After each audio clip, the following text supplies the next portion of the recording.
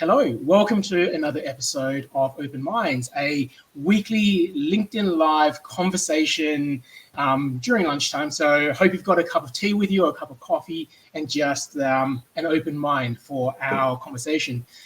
For anybody who might be new to this and don't know who we are or I am, so my name is Scott Coe. I am someone who is quite passionate about mindset, about leadership, about purpose-driven, I guess, call it an existence of sorts, and also about social impact as well. And this particular series is really about exploring conversations live, because I feel like sometimes there is great learning to be had in seeing two people engage in a dialogue and then being able to see us kind of expand that horizon, as opposed to if it was here's 3 things for you to do, go off and do them. So I think there's something to be said in that exploration. In today's conversation, we're going to be covering the ideas and concepts of complex conversations. And with me, I have a very special guest, Rasika. Rasika is a senior strategist, designer, innovation professional, and has a huge passion for sustainable outcomes. And we connected quite recently as a result of a bit of a research project that I've been doing on the topic of purpose-driven organizations. But I'd love to throw over to you to tell us a bit more about what you've done, because you've actually got quite a diverse background, Rasika. Yeah, thanks, Scott. It's great to be here. I guess before we kick off today, just want to pay respects to the traditional owners of this land upon which we're meeting today. I'm sitting on the Kulin Nation, and I'd like to pay my respects to all elders, past, present, and emerging, and also to where you are sitting, Scott, and to everyone else who's joining us today. My background, so a bit of a mixed bag. Some say confused, some say an optimist, a radical optimist. So working for about 17 years, moved with my family from India to Australia about 30 years ago. Can't believe it. Spent my college years or university years dabbling in software engineering and commerce, and went on to do a community development and sustainability degree. And yeah, spent a number of years in automotive sector, banking and financial services. Thought I sold my soul to the devil, and worked in grassroots community development with an amazing organization called Engineers Without Borders. We talked about expanding worldview, and that was a very expansive time for me. And then I still am a freelance consultant. I dabble in areas of human-centered design, systems, technology, and the role that technology can enable in enabling social change. I've set up a consulting practice recently, and I'm really passionate about what we're going to be talking about today, Scott. I think it's very opportune, and it's very relevant to the current situation that we're in, and is only going to continue to be relevant to where we're going. Absolutely. So let's get stuck into it, because the theme of today was about the need to engage in complex conversations. But even that in and of itself, there's quite a few different sort of vectors to that. So I think let's start by putting a little bit of a definition or context around it. So when we say complex conversations, to your mind, what does this mean to you? I think we need to think about it, and we're all humans, and I think we all like to categorize things. So I'm going to categorize the way I would think about complexity, not define it, but think about it. I think let's talk about it from an emotional perspective. I think complexity means courage. Complexity means openness. And complexity means probably a bit of tolerance and empathy as well. The other thing about complexity is the willingness to engage in multi-dimensional conversations, interactions, problem solving that takes the reality of today and reality of the world and the system that we live in. Okay, so if we look at our education system, and I think this is changing, I've talked a lot about this with some good friends in the last few weeks. Our education system was actually based on the military, right? That's where it has its foundations. And our education system often tends to think in silos. So I don't know about you, but when I was at school, I went to PE class and science class and maths class and English class and geography class. Often at the undergraduate level at university, we also think about it that way, unless you do a liberal arts degree, but we won't talk about that in this conversation, because that might lead into some political grievances. But it's only when I got to the master's level where we thought about things in a multidisciplinary, transdisciplinary way, right? And I think that's one of the key aspects of complexity that we need to embrace. And I think the third thing that I would say, that so there's the emotional side, there's a domain side, or the discipline side. And I think the third is actually bringing those two together. I think we need to recognize that we need to bring our whole selves to the things that we do so that we can come from a place of authenticity. I'll stop there. No, thank you for that. And I like the way that you've actually categorized and grouped that as well. And I also want to recognize what you've done, which is you sort of said this is just an approach as opposed to a definition. And I think that's actually really important too, because it's in many of the things that I do these days, I think about this idea of the relationship that we have with specific words, with specific concepts, and that sometimes we can have a perception of a concept that other people may not necessarily share. And Indeed. That's part of the complexity of it. It's understanding that there's nuance and there's different contexts. And even when we say conversation, depending on which context we're coming into, that could mean different things to different people. And so to be able to embrace that in terms of, the domains that you talk about, like the emotions that we bring to it, I think that becomes really important to recognize. Yeah. And I think the thing that I'd say is, and I'm not defining complexity, and I don't think this conversation is about complexity science per se, right? Because, there are frameworks that are there that we can talk about. Maybe we'll talk about in the future. I think the other thing that I personally believe is that, in the work context, for instance, you may be a developer, right? You may be someone highly technical who spends their time coding in Python, and that's okay. But I think what we just need to recognize is that complexity comes into play in our lives in various different ways. So it may not be in the work sense, but it may be in the personal life sense, right? And I think we can choose how we want to engage with that term complexity and have those complex conversations, as long as we choose. Okay. So let me switch that around a little bit and talk about. So now that we have a sense of of complex conversations, what kind of problems are we seeing, right? Because the topic of this conversation was this idea of, well, we need to have more of it. So that means not having it is creating some serious problems at the moment. Yeah. In your mind, what are some of those? Well, in my mind, I know that there's things like polarization. There's there's a lot of anger in terms of that sort of frustration in how we engage with the world. But that's just one side of it. What other problems do you think we are experiencing because we're not engaging in complex conversation? Yeah, sure. So yes, polarization is one angle. I think, and I do want to actually build on that a little bit, because I think that polarization leads to many forms of discontent and disharmony in the world that we see today.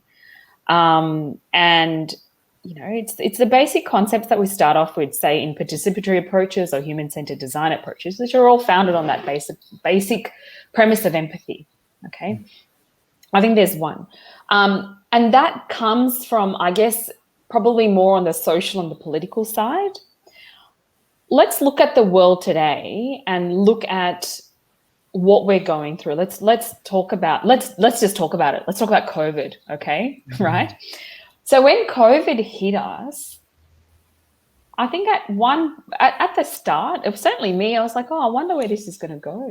And then as this thing started snowballing into this chaos that we're in at the moment, and I still think we're there, although we are talking about recovery in different ways, shapes, and forms.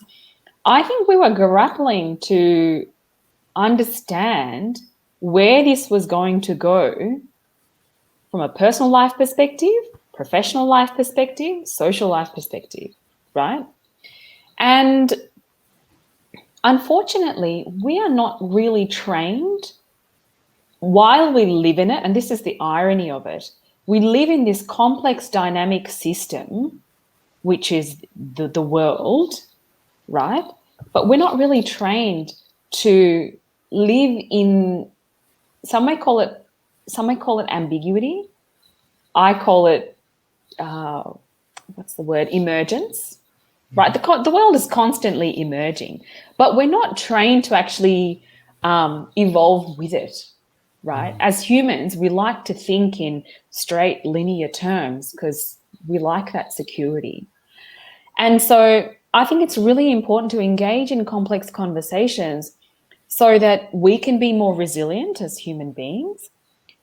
And also, if we're talking about it professionally, and we're talking about LinkedIn, we're on LinkedIn, which is a professional network, it's about being able to be more resilient as a business. And I'm going to use that term because it's used so much at the moment. It's about us being able to think about the future in a holistic way, embrace the different plausible options for the future, given the reality of today, by looking at the different systems and subsystems that we're interacting with. So that's why I think it's really important to engage in complex conversations. It's uncomfortable, but I think we need to do it. Otherwise, we'd just be, to be honest, I think we'd be fools if we didn't.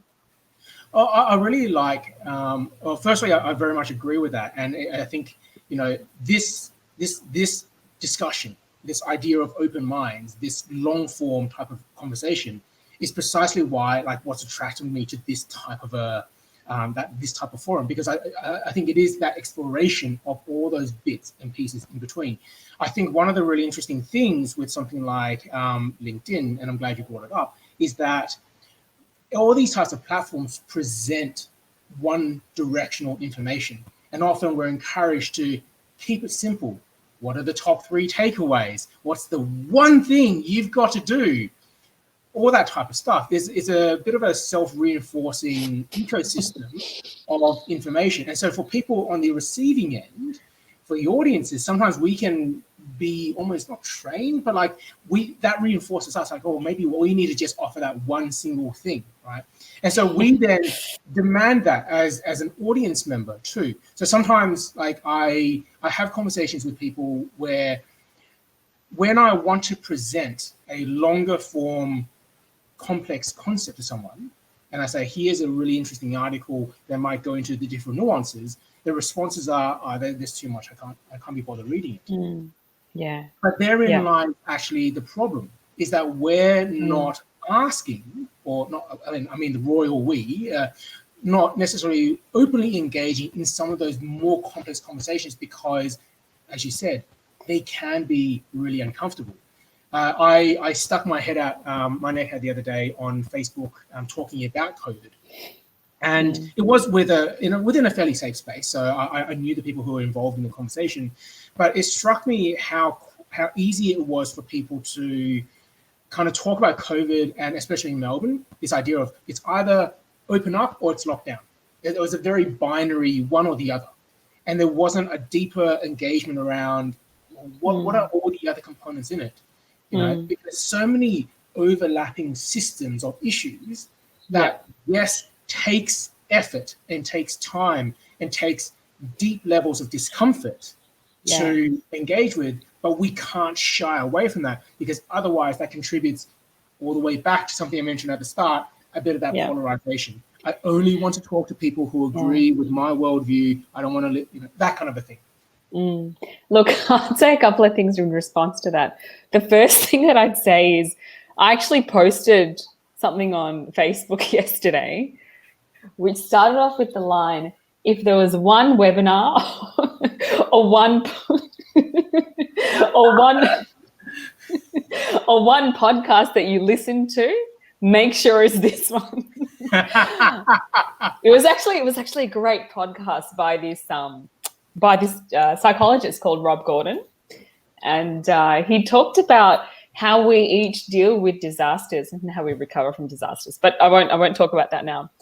So Look, I think if I can offer a response to that, I think we have to respect that each individual is able to digest, absorb, grapple with a set number of perspectives and in turn a set levels of complexity, right? And I think it also depends on your life circumstance. So if I look at my life right now, I'm sitting in my study. I've got food, I've got money in the bank. I still know where I'm going to go, what I'm going to be doing tomorrow to an extent. And I'm pretty safe. But not everyone's in that same context, you know? And so I totally agree with you. It's frustrating when we get certain biased opinions about how we think the world should be. At the same time, I think we would be subscribing to the antithesis of the whole complexity movement, and in turn, the diversity that we need, if we let ourselves get too frustrated. It's like what my friend says to me: you're allowed 30 minutes of whinging a day, and the rest is constructive, right? And so I think maybe in COVID times, we give ourselves an hour. And then the rest, you go, okay, so how can we constructively engage in the world? The other thing that I would say, and this has got to do with the term leadership, and in my mind, leadership is defined in different levels in many different ways.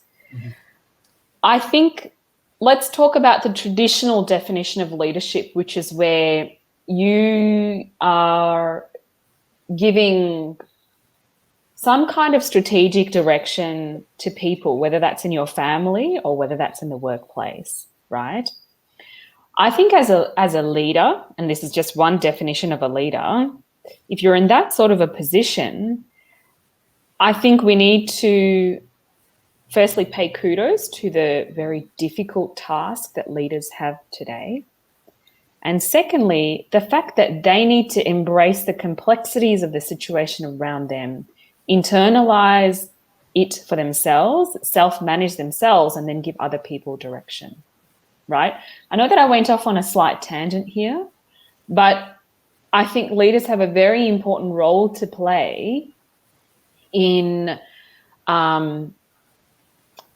enabling a constructive environment for their teams, for instance, to process themselves and perhaps create a space and steer where they're going to go in the future and in this time of complexity. See, I don't think, to add on to that point, I don't necessarily think that that was actually steering off in a different direction, because what I am keen to do is say, I look at that definition of leadership and, we think of it, as you point out, traditionally, person at the top, group of people who are following them. But I think if we transplant that over into our lives as well, yes, the concept that all of us can be leaders within our own group. And that's not to say everyone's pulling different directions, but I think it comes to a bit of this complexity component and some of the issues you talked about, right? We can't control what other people do. Well, the most that we can do is almost like regulate ourselves, right? And so within each of our respective spheres, we are the leader within that group. So if we sort of all go, no, someone else is looking after it, it's someone else's problem, this is too hard, this is too complex, I want someone else to make it easy for me, that in and of itself is actually part of the challenge, because that is what allows systemic inertia to occur, right? Because it's always somebody else who looks after it. So in terms of engaging in complex, uncomfortable conversations, and I've certainly been through several of these now, it takes a level of effort to be able to go, okay, someone is yelling at me. Now I can either yell back, or I can try and separate it back and kind of expand further and be able to say, okay, what can we do to engage in this? And that requires that level of that consciousness around it. But also I would contend that is what then is able to demonstrate leadership to others. Like there's been times where for me, I've been on the receiving end of a lot of accusations, and I was the one that thanked them afterwards to sort of say, and I don't mean that in a trumpet blowing perspective. I'm just sort of saying, you know what, we had a challenging conversation. I thank you for the opportunity that we've had to have this and that we can still remain friends. Well, Scott, my immediate response to that is perhaps you have the ability to depersonalize and not everyone does. And I think you've just demonstrated a great leadership quality there in itself, right? Going back to the points that you were making in terms of, with your permission, in terms of self-regulation, let me ask you this. When you go, say you go to the ocean, right? You go to the beach or you go sit in a park. What do you find that happens to you mentally, physically, spiritually? Do you do exercise? Sometimes. It depends.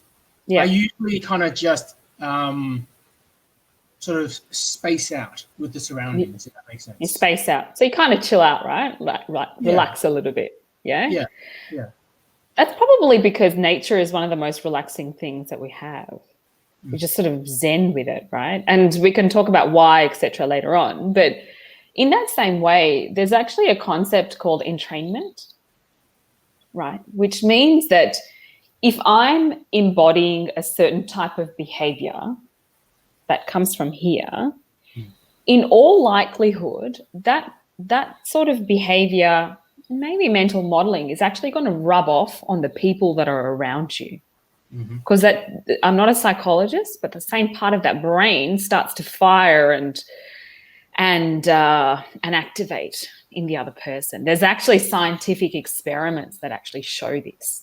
Okay, and so let's talk about someone who's facilitating a group of people. Okay, and so as you walk into a room and you yourself are fairly conscious and you're able to regulate your own behavior, over time, this other person or other group, the other peoples will start to do the same thing. It's only a matter of time, right? And so if you have the ability to respond, that is, you take responsibility for the way you respond to something, you are empowering yourself. You have taken the power in your own hand. By you doing that for yourself, you will embody that. And if we follow the concept of entrainment, the other person is going to do the same thing. It's only a matter of time. And you don't even have to talk about it that way. You will, just the way you are will rub off on them, right?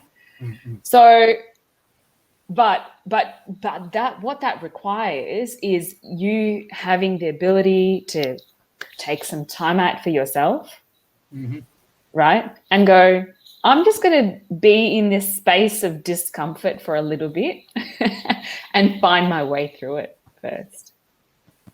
And once I'm familiar or comfortable with this ambiguity and the complexity that I'm feeling right now, and I find my way to deal with it, and there's many ways to deal with it, the whole profession that helps you, psychology, you will start to rub off on other people. I agree. And I think this is what I guess I was really referring to with that idea of almost that individual leadership and, as you said, responsibility. Yeah. I think that's the thing, is it's that willingness to want to engage in the complex conversations with other people.